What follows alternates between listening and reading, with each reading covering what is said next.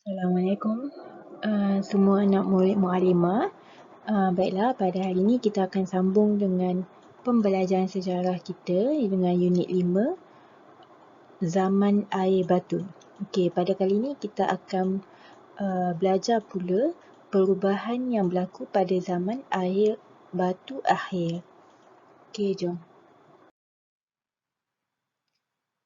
Okey, untuk topik pada hari ini, diharapkan murid boleh menerangkan perubahan zaman air batu akhir, dan yang kedua, murid boleh menghuraikan kesan perubahan zaman air batu akhir di Asia Tenggara. Okey, pada hari ini apa yang kita akan belajar? Okey, yang pertama, kita murid-murid boleh menerangkan perubahan zaman air batu akhir. Maksudnya, selepas kita belajar ni, murid-murid mesti dah boleh menerangkan apa perubahan yang berlaku pada zaman air batu akhir.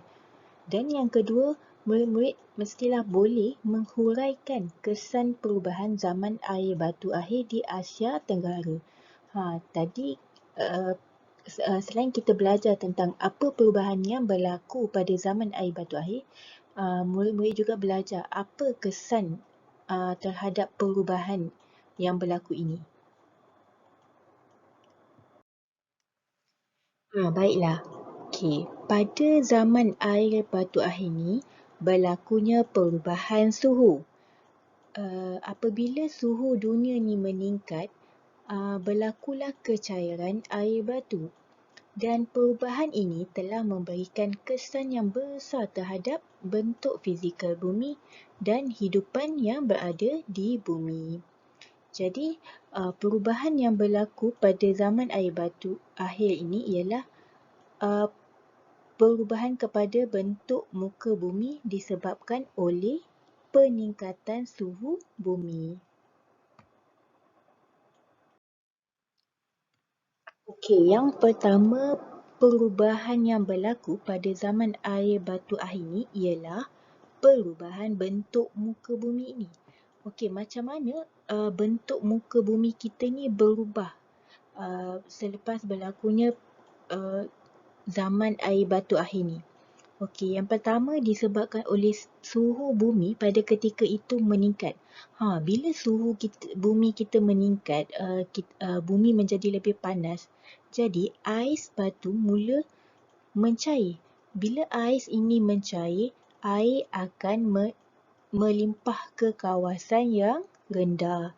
Dan bila air ini melimpah ke kawasan yang rendah, maka terbentuklah tasik dan laut. Okey, itu perubahan yang pertama yang berlaku, iaitu perubahan bentuk muka bumi. Kalau dulu bentuk muka bumi pada zaman air batu dipenuhi dengan air batu, jadi selepas itu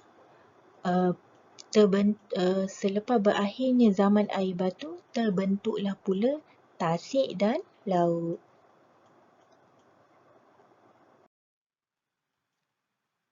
Perubahan kedua yang berlaku pada zaman air batu akhir ialah perubahan dari segi iklim. Pada masa itu, iklim ni berubah daripada terlalu sejuk kepada sederhana sejuk. Sebab apa? Kan pada zaman air batu kan bumi dipenuhi dengan air batu. Jadi iklim pada masa itu terlalu sejuk. Tapi apabila suhu bumi kita meningkat dan ais itu mencair, maka iklim tu berubah. Dia berubah daripada terlalu sejuk kepada sederhana sejuk sebab suhu pada masa itu meningkat. Dan perubahan iklim ini disebabkan oleh sinaran matahari dan pemanasan bumi. Apabila bumi kita apabila berlakunya pemanasan bumi, jadi suhu bumi juga akan meningkat, dan apabila suhu bumi meningkat, iklim pun berubah daripada terlalu sejuk kepada sederhana sejuk.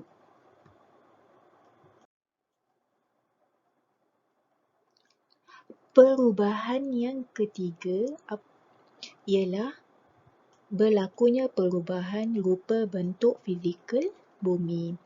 Okey, apabila suhu bumi dah meningkat dan ais telah mencair, air pun melimpah.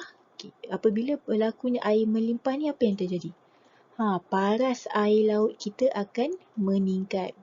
Paras air laut pada ketika itu meningkat sehingga 100 meter. Dan apabila paras air laut ni meningkat, air telah turun ke kawasan kawasan tanah rendah, dan ini menyebabkan berlaku perubahan bentuk bumi daripada kawasan yang dipenuhi ais kepada kawasan yang menjadi bentuk tasik dan sungai. Jadi itulah perubahan bentuk fizikal bumi yang berlaku pada zaman air batu akhir. Okey, baiklah, tadi kita dah belajar apa perubahan yang berlaku pada zaman air batu akhir, iaitu ada 3 perubahan yang berlaku, iaitu pertama, perubahan bentuk muka bumi, kedua, iklim, dan ketiga, rupa bentuk fizikal bumi. Itu adalah 3 perubahan yang berlaku pada zaman air batu akhir.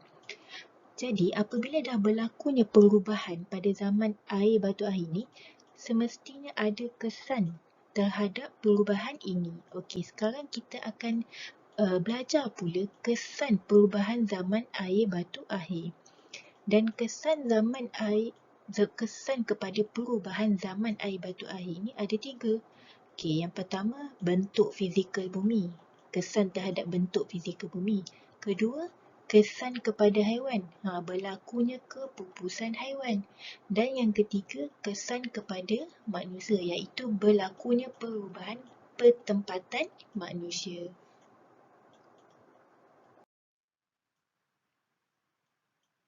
Apabila berlakunya perubahan pada zaman air batu akhir ini, maka ia memberi kesan kepada bentuk fizikal bumi. Jadi bentuk fizikal bumi kita ni dah berubah kepada bentuk fizikal yang baharu. Macam mana apa bentuk fizikal bumi yang baru ni? Ialah berlakunya pembentukan tasik air tawar. Macam tadi Mukadimah dah terangkan di awal-awal, apabila suhu bumi kita meningkat, maka ais tadi mencair. Apabila ais mencair, air melimpah dan menyebabkan aras air laut meningkat. Dan ini menyebabkan aliran air sungai juga berubah. Oleh itu, berlakulah pembentukan tasik. Okey, itu adalah kesan yang pertama yang terjadi apabila berlakunya perubahan pada zaman air batu akhir, iaitu kesan terhadap bentuk fizikal bumi.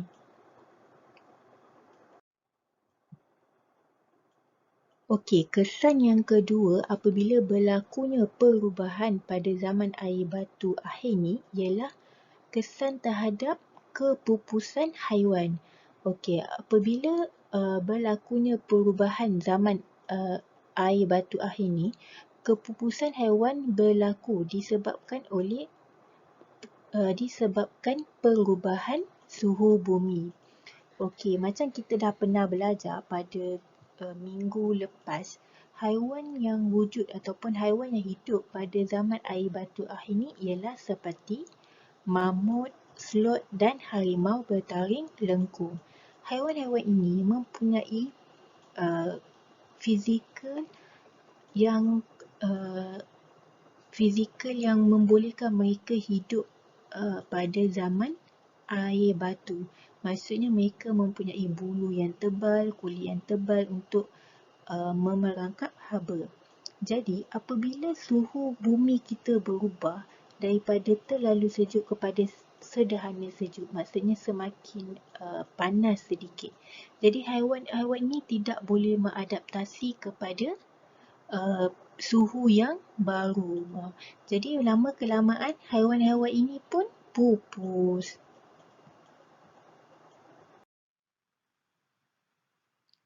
Dan yang ketiga, apabila berlakunya perubahan pada zaman air batu air ini, ia juga memberi kesan kepada pertempatan manusia. Maksudnya apabila suhu bumi telah meningkat dan berlakunya perubahan kepada bentuk fizikal bumi, jadi manusia yang hidup pada zaman tersebut, mereka terpaksa bergerak keluar ke kawasan yang lebih panas. Jadi manusia pada zaman tersebut terpaksalah mencari tempat baru untuk membina penempatan yang baru.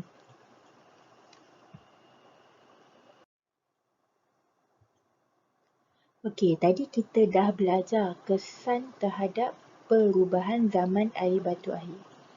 Okey, untuk pengetahuan anak-anak murid Muallimah, perubahan yang berlaku pada zaman air batu air seperti pengglasiran, perubahan iklim dan bentuk muka bumi turut memberikan kesan di Asia Tenggara.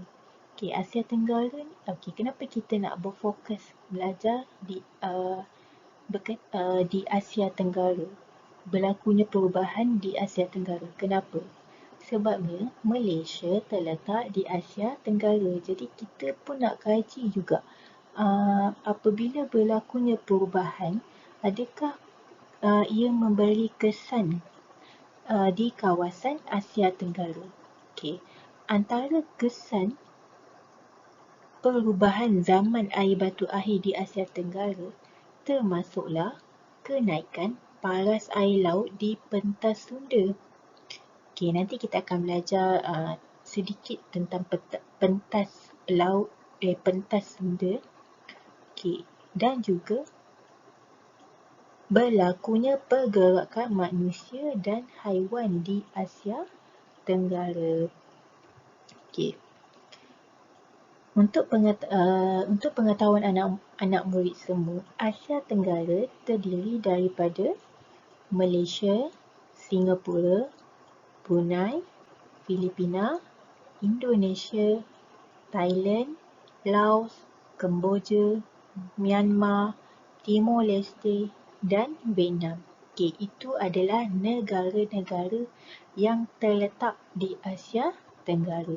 Okey, sekarang jom kita teruskan pembelajaran tentang kesan perubahan zaman air batu air di Asia Tenggara.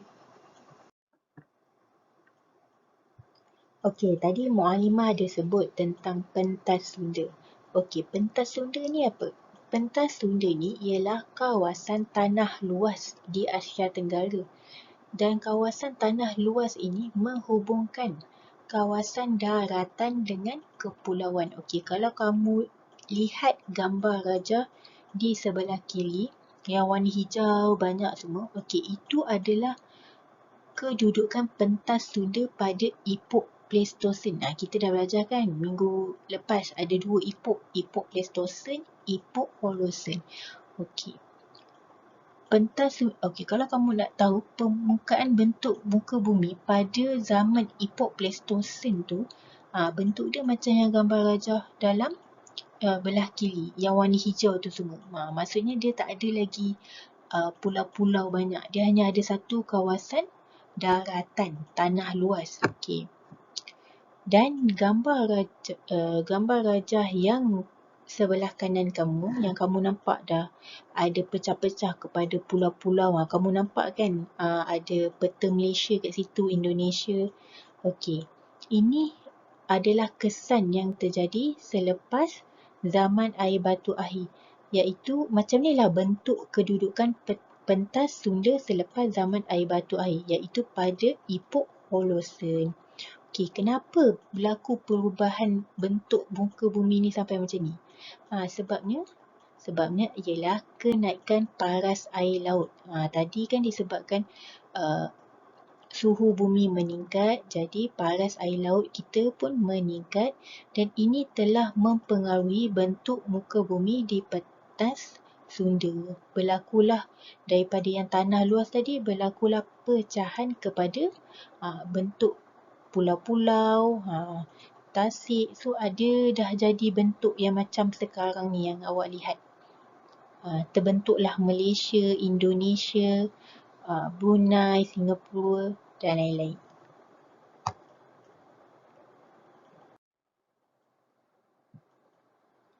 Okey, kecairan air batu telah menyebabkan kenaikan paras air laut. Okey, disebabkan kenaikan paras air laut ini, maka terbentuklah sungai dan tasik di Asia Tenggara. Okey. Jadi aliran air sungai ini dia telah menenggelamkan kawasan tanah rendah di sepanjang tepi sungai. Okey, kecairan air batu ini telah memberi kesan kepada kewujudan pertempatan baharu. Okey, bila tadi kecairan air batu berlaku pada zaman air batu akhir ini, maka paras air laut meningkat. Dan apabila paras air laut ini meningkat, maka aliran air sungai ini telah menenggelamkan kawasan tanah rendah. Jadi apabila dah tenggelam kawasan tanah rendah tu, tu yang tinggal tu awak nampak tadi kan dalam peta tadi kan berpecah-pecah. Yang kawasan tanah yang wujud adalah kawasan tanah tinggi je. Jadi apabila benda dah berpecah-pecah, maka terbentuklah sungai dan tasik. Dan ini mengakibatkan terwujudlah pertempatan baharu.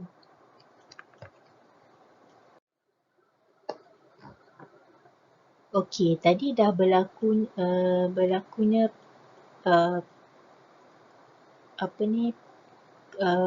tasik dan sungai. Okey, apabila berlakunya perubahan bentuk muka bumi ini, jadi manusia dan haiwan pada masa itu terpaksa melakukan pergerakan. Maksudnya mereka pun kena berhijrah, bergerak ke kawasan yang lebih tinggi dan hidup secara berpindah randa, dan akhirnya manusia pun menetap di kawasan Asia Tenggara. Itu yang Mukadimah kata tadi, berlakunya penempatan baharu untuk manusia. Kawasan Asia Tenggara juga menjadi tempat tinggal haiwan. Okay.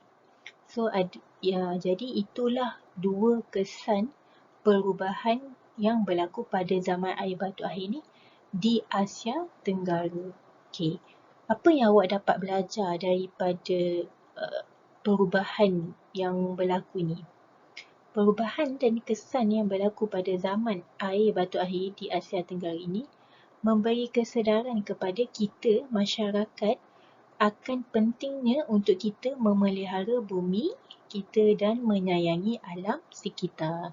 Jadi kita kenalah jaga alam sekitar kita, sentiasa tanam tumbuh-tumbuhan. Kita kena menjalankan aktiviti untuk mengelakkan pemanasan global. Pemanasan global ni akan menyebabkan suhu bumi meningkat. Apabila suhu bumi meningkat, terjadilah kesan-kesan yang kita belajar tadi. Okey, baiklah, itu sahaja untuk hari ini. Mukadimah harap semua anak murid mendapat manfaat dan iktibar daripada apa yang kita pelajari pada hari ini. Okey, terima kasih. Semoga jumpa lagi minggu hadapan. Bye-bye. Assalamualaikum.